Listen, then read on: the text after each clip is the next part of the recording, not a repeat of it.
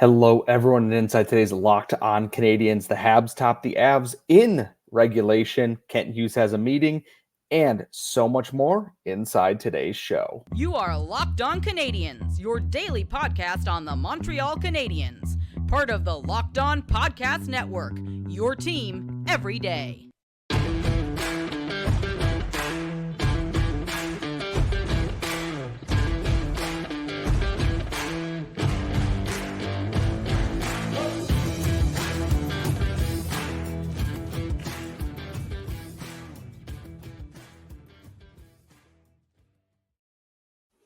Hello, everyone, and welcome to the latest episode of Locked On Canadiens, part of the Locked On Podcast Network, where you get your team every single day of the week, wherever you get your daily podcasts, Google, Apple, Spotify, or if you are watching on YouTube.com as well. And today's episode is brought to you by the folks at Game Time.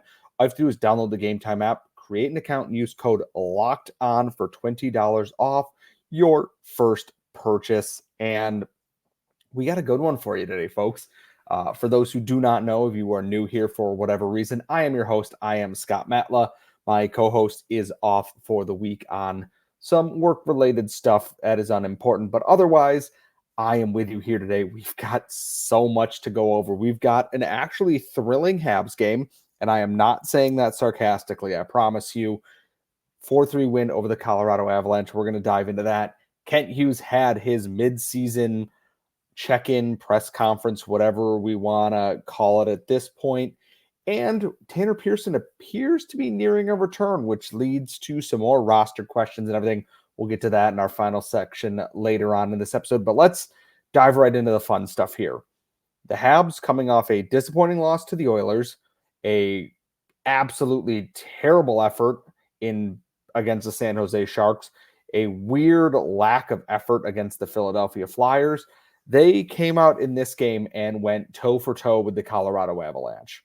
And yes, the Colorado Avalanche are going through an injury issue of their own, which is fine. But they have a top line that is, to put it lightly, hell on earth to deal with.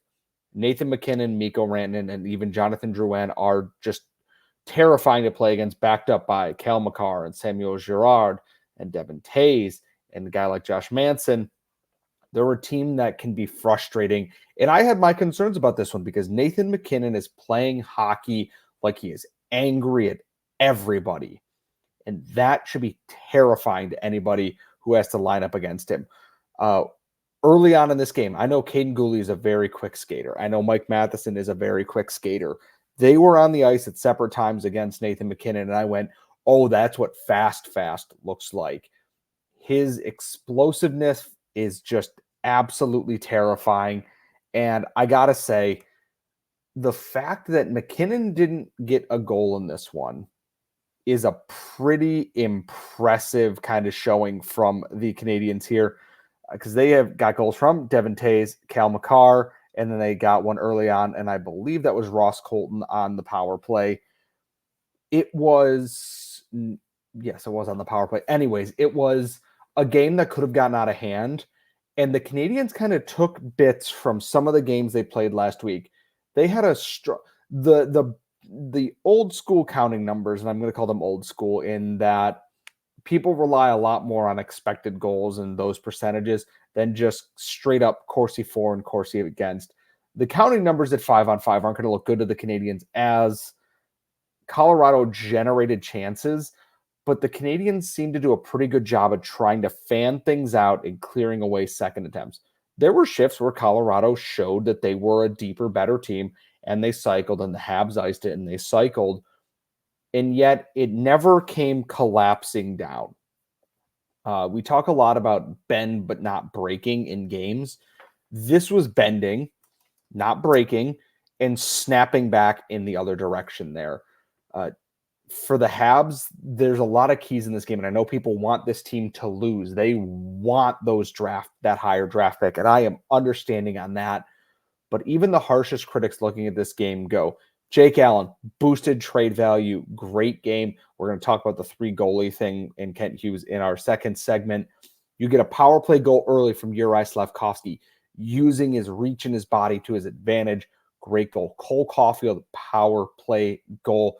You get a first goal of the year, which is mind-blowing for Raphael Harvey-Pinard. Kind of gets the monkey off his back. And then you get a game winner from Joel Armia on an incredible second effort in front of goal here. Everything that could have happened in this game, I know people are going to be frustrated that, losses in this. I'm happy with what I saw from the Habs side, because this is a game that they easily could have, folded. And they battled, and they went step for step with a team that is maybe not at its peak, but its star players are playing terrifying hockey. Every time I turn on Twitter when there is an Avs game on, Nathan MacKinnon is doing something insane.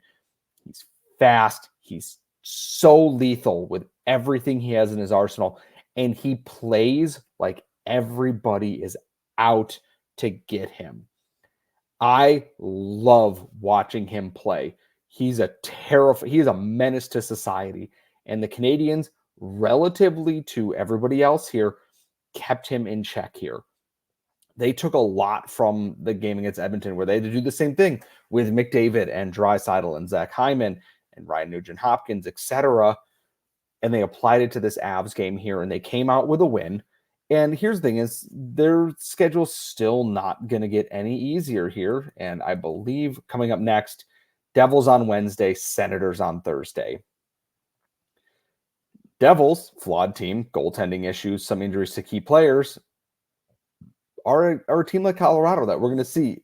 Was this game flash in the pan, or are the Canadiens learning from their mistakes and creating new opportunities? The Senators game, just throw everything out the window. I am not going to try to logic a Senators game, because it will not be possible. That's just not a thing that's going to happen. You throw everything out the window in that game, but that's for later on in the week. I'm trying to figure out what the Montreal Canadiens are.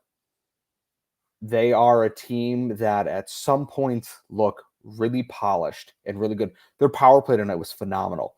Great movement, crisp passes, new looks that the opponents were giving them. They were not forcing plays.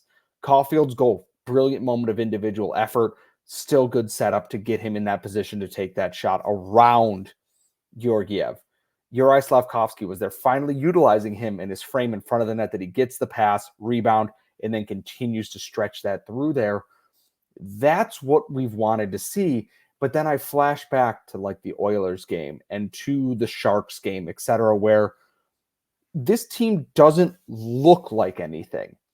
And I'm trying to wrap my head around what this team is. They're not maybe as baffling as a team like Toronto, where on a given night, Toronto can look like the best team in the world or the worst team in the ECHL, period to period, across the board. The Oilers from the beginning of the year. I'm trying to pin down what the Canadiens are.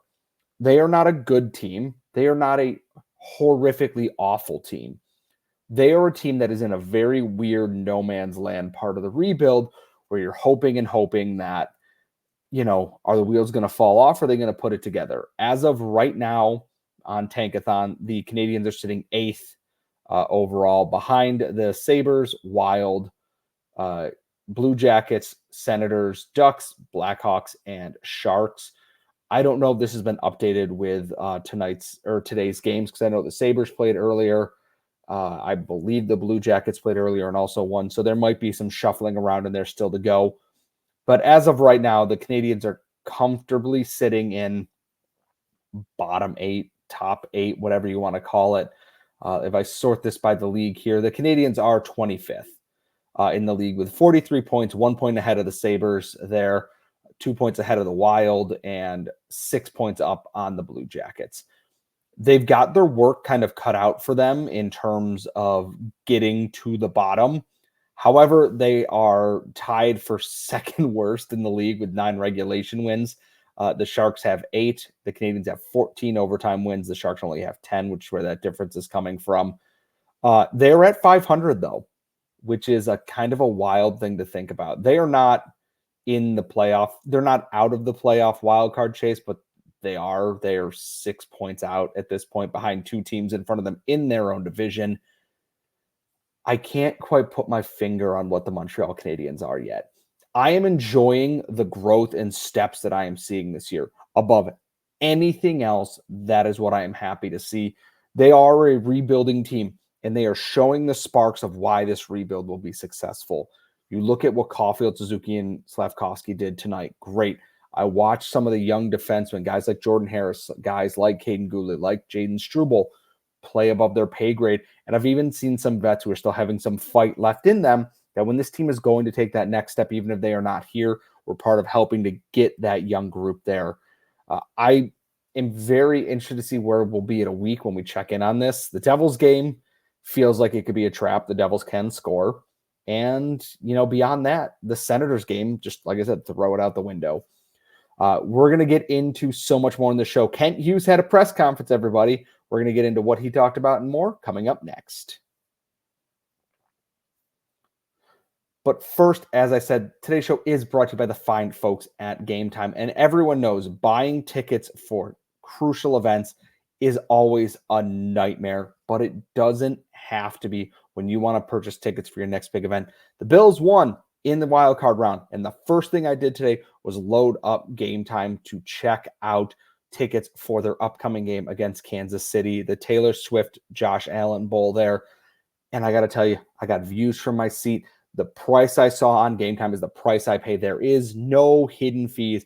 And guess what? If you're not looking for sporting events, if you're looking for Broadway, if you're looking for concerts, comedy shows, they have you covered there as well. All you have to do is just download the Game Time app, create an account, and use code LOCKEDON for $20 off your first purchase. Take all the guesswork out of buying tickets with Game Time. Some terms apply, but again, create an account, download the app, redeem code LOCKEDON, LOCKEDON for $20 off.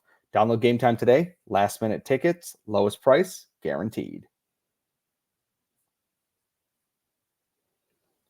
We are back here at Locked On Canadiens, your daily Montreal Canadiens podcast, part of the Locked On Podcast Network, where you get your team every single day. And if you don't know who I am your host for this evening. I am Scott Matla. You can follow me on the app formerly known as Twitter at Scott Matla, SCOTTMATLA.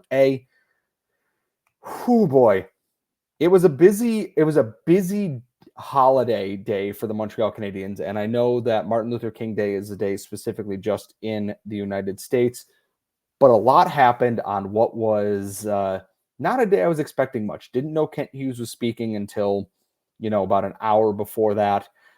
His press conference both said a lot and said little, and we're going to kind of dive into some of the bigger nuggets here. And I think the biggest thing is when asked about key players, Nick Suzuki, we've seen progression in Nick in his complete game, even more defensively. The points are there, and he's becoming a 200-foot player. I'm very happy. That's a direct quote from Kent Hughes. And here's the thing. Cole's a scorer. Talking about Cole Caufield. He's scoring more than he did since Martin St. Louis got here. Cole's shooting percentage is at 7%. Last year was 16. Among all players with 11 to 12 goals, he's 112th in efficiency. Caufield then went out and scored again tonight. He's back on pace for around 25, 30 goals. Yes, the expectations were higher this season. It's been a weird shooting slump, and part of that is the power play not being great. But we're seeing the improvements, and Kent Hughes just doesn't seem overly worried, which doesn't make me think anyone else should. He's got disappointment with some of the injuries that are happening right now, but he's seeing a good progression at 5-on-5. And we've said it on this podcast all year. There have been games where the Canadiens look outstanding at even strength, and then the minute they start taking penalties, everything comes off. And I could point to any number of games, and that's been a thing that happens. Yes, there are some games that they get beat up 5-on-5 against good teams. That's going to happen. And I think that's okay, but if they're seeing that improvement, and I think we are too, especially from the top line, and yes, the key part of that quote is the biggest disappointment is the injuries. They lost Kirby Dach for the year. They lost Alex Newhook for most of the year. Christian Dvorak, done for the year. Defensive injuries, everything. It's tough that they've iced a completely healthy lineup, I want to say 0 games this year. There was no Christian Dvorak before Kirby Dach went out, which is unfortunate. We haven't seen what a fully stocked Habs lineup looks like. That means Dach, that means Newhook. That does mean Dvorak. That probably means, Yolonen in the lineup. Maybe Joel Armia or Michael Pezzetta in there as well, depending on how you want to rotate that. Raphael Harvey-Pinard, you have options. We haven't seen what a healthy lineup looks like. We saw when Kirby Dach was playing behind Nick Suzuki in the preseason and in the first 2 games of the regular season, good things happen. And I think it's good that Ken Hughes is kind of keeping himself on course here a little bit. He also did mention the 3 goalies thing. He said it was his decision, Kent Hughes, not Martin St. Louis, not anybody else, because the organization wasn't ready to risk Caden Primo going on waivers because they thought he would be claimed. I gotta say, I'm of 2 minds on this. It is outstanding that they had the faith in Caden Primo to keep him, give him a shot, and him to reward that faith. The downside is right now, you gotta move an asset. You have tradable assets in a window where you need to be trading assets. And I love, Ken Hughes as a GM. I think he's very good at saying what he's going to do and following through on that. But I am begging him now more than ever, please trade your tradable assets. We learned this from Josh. I almost said Josh Allen, which again, sorry, Bill's on the mind. Josh Anderson last year. If you were being offered things, take those opportunities. I'm curious because we are now, I believe, a month and a half, maybe 2 months out from the trade deadline. What's going to change in, let's say the next 4 weeks? We know Montembeault is staying. Beyond that, who knows? Hughes had a lot of praise for Jean-Francois Houle and the Laval Rocket. They've done a great job. Mentioned the improvements in Arbor Jackey's overall game, Logan Mayu's overall game, seen the improvements there. And this quote, I think, is also very important. They live our injuries and their injuries. The Rocket feel every bump and bruise the Canadiens take as players go up and they are down and they are missing players down here. Both of these teams have gone through a lot of injuries this year. We talked about Sean Farrell being out. We talked about Brady Keeper being out, Nathan Legele being out, Gabriel Bork missing time. They feel it, especially because it's hard. They're on the road a lot. And the Lions in the ECHL, also not fully stocked. Those minor league teams feel that. And to be getting positive results out of everything is a really good job by Jean-Francois, who I was up in the air. Are they going to extend him? Are they not? I still really don't know. But I think for a guy that was not brought in by this current regime, that Jean-Francois Houle has done everything possible to keep the faith of the people in front of him there. It's hard to be a guy who wasn't the guy of the guy, if that makes sense. Martin St. Louis is Kent Hughes' guy as a coach. Jean-Francois Houle was Marc Bergevin's hire. It is hard to be that person there, and to get results and to do everything possible is a key thing. And the biggest thing is right now, trades. Sean Monahan. Ken Hughes on if there's an urgency to trade from the young D core to address other areas need. Where we have chances to rebalance the ledger, so to speak, we'll pursue them. Do I feel like we have a gun to our head to do that right now? No, not at all. And he also asked if Sean Monahan would receive a contract extension. Anything is possible, which reads, we may trade him and then sign him again, which, you know what? Great. I like Sean Monahan as a depth guy on this team. I think he's done everything you can ask of him there. They're monitoring the left side of the defense to see if they need to add there, but they're not urgently trying to make a move. And I think this is where Ken Hughes is being very smart. The Canadiens are in a position that they can make a move, likely need to, but are not rushing into the first deal available. We've seen more goaltenders come available, Elvis Merzlikin asking for a trade, etc. And now we're wondering what is next. So the next month is going to be crucial. Will Monahan start to pile up more points? What goaltenders are going to stand out? Jake Allen had a great game tonight against a really good Avs team. We're going to find out more. And also, what does that mean for someone like Tanner Pearson, who is set to come back from injury? Well, if Pearson's coming back, the roster shuffle is going to begin soon, and I'm going to get into all that coming up in our final segment.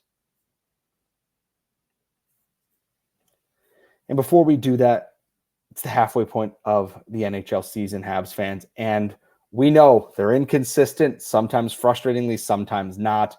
But regardless of where the Habs are in the current standings, I want to remind you that you could win big by playing daily fantasy hockey on Sleeper, the official daily fantasy app of the Locked On NHL Network. And Sleeper is our number one choice for daily fantasy sports and especially fantasy hockey, because with Sleeper, you can win 100 times your cash in daily fantasy hockey. All you have to do is pick whether guys like Cole Caufield going to keep that goal scoring streak going. Is Sidney Crosby going to close in on 50 goals? Pick your best players, and if they will record more or less than their sleeper projections for things like goals, assists, saves, plus, minus, or more in a given game. And to win 100 times your bet on Sleeper, you need to correctly predict the outcome of 8 player stats. You heard me, folks. That's 100 times your money playing daily fantasy hockey on Sleeper. So start paying attention and nail your picks. Just use promo code LOCKEDONNHL and you'll get a $100 match on your first deposit. Terms and conditions will apply. That's code LOCKEDONNHL. See Sleeper's terms of use for details and locational availability. We are back, and I hate to do this to you all. It is the final segment of this show. As always, you can follow us on Twitter at LO_Canadiens, LockedOnCanadiens@gmail.com. If you have mailbag questions or have expanded things you want to talk about, you can follow me on the app formerly known as Twitter at ScottMatla, SCOTTMATLA. Let's jump into the final segment here before we wrap it up for the night. There was some positive injury news for the Canadiens coming into this game against the Avalanche. They had an optional skate, so a lot of the younger guys, the goalies, some of the defense, just getting a workout before game day against the Avs. And before the optional skate, Tanner Pearson was working with Adam Nicholas, and I believe it was Renaud Lavoie who pointed out that this kind of matches up with the timeline. When Tanner Pearson was injured, they said up to 6 weeks or about 6 weeks. We are about that point, give or take a little bit here, 5.5 almost, which means his return can't be too far off. And there's also, we don't know what's going on with Josh Anderson. And people are going to look at this and go, well, what does that mean for the Canadiens roster? Remember, Joel Armia was called up as an injury replacement and is kind of stuck in the meantime. They've yo-yoed Emil Heineman back and forth a little bit, and Joshua Waugh is up on emergency recall at this exact moment. The biggest thing that it means right now is Joshua Waugh will have to go back to the Laval Rocket. And I think they're kind of anticipating that. Waugh took one shift in the third period against the Avs at 15:50 and didn't play after that. Yes, Ylonen was also out. Had not returned to the game after and something happened in the second period. We'll find out more on his status during the week here. But the biggest thing is Waugh will go down, which opens space either for Anderson or Pearson, whomever is back first. But with that lingering injury, there is still another move that needs to be made at this point. And I imagine if it's Ylonen being out for more than a little bit, he goes on IR and they just open up that spot and kind of punt that ball down the line a little bit there. How long is that ball going to go down the line for? That's a very good question. They can also potentially do the unpopular thing and send a defenseman down as well. Carry only 6 defensemen, which is not the choice that I would make personally for myself. It's an interesting time because Tanner Pearson is also one of those expiring deals. Yeah, you can sit him for a game or two here or there, but if you aren't going to do anything that creates an opportunity to move him and up his value, you might as well just trade him now. And I don't think there is a high demand for Tanner Pearson right now in the market there.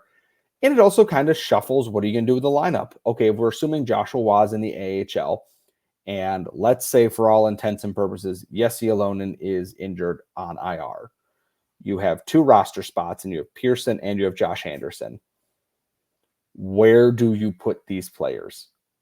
I assume Anderson would go back into Waugh's spot. Do you skate Tanner Pearson on the 4th line? Or do you move someone like Raphael Harvey-Pinard down or Joel Armia down to kind of, I guess, skill? I'm going to say skillify, and I know that's not a word. I apologize. The 4th line a little bit. And the big thing is maybe there is something in the works here. I haven't looked at Twitter, but my phone is also not blowing up with pings about anything quite yet. Everything seems to be lining up for something to burst here. Yeah, one of those roster spots is being held by a third goalie. Maybe they finally make that move. And I know I've been saying it for 2 months. The biggest thing is, though, is it gives the Canadiens some flexibility with their lineup, and even more so the Rocket, who are battling for their playoff lives. And I haven't checked to see where they're at after the recent slate of games, but the last I checked, yep, they are still fourth in the North Division in a playoff spot right now, above 500, with a couple of crucial games coming up this week as well. The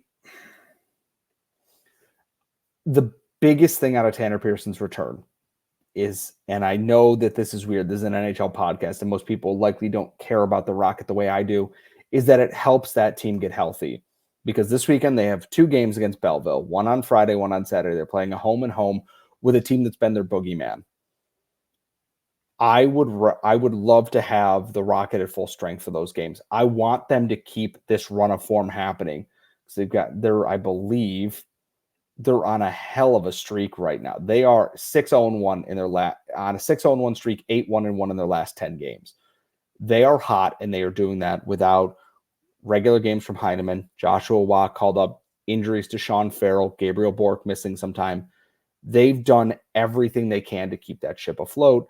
The biggest impact of some of these vets returning is that your AHL team, which Kent Hughes just praised for doing all the right things and showing improvement, is only going to get better.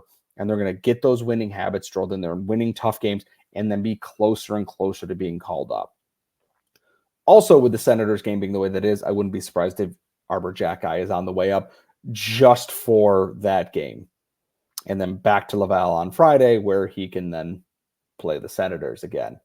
I don't want to call up a guy just to have him fight people, but I'm also not above watching the sheriff crack skulls of a poverty franchise. So I'm kind of shifting off my main point here, is that Tanner Pearson's return means only good things for the Laval Rocket, and kind of starts a timer a little bit for Hughes has to make a decision on the goalies, on these spare forwards, and start clearing a little bit of this clutter away. You ever seen someone shear a sheep that hasn't been sheared in a little bit, and you're just watching little bits come off and then just flaps, and all of a sudden there's something brand new underneath there? That is Kent Hughes trying to kind of sculpt out this Habs team here. There's a lot of turnover that could happen here, and especially depending on what happens at the trade deadline this year. And I know we're a month and a half out from the trade deadline. Way too soon to be worrying about that. I understand that. But I'm hoping that this is them getting ready here, because Hughes is a master of saying nothing and then doing something completely out of the blue.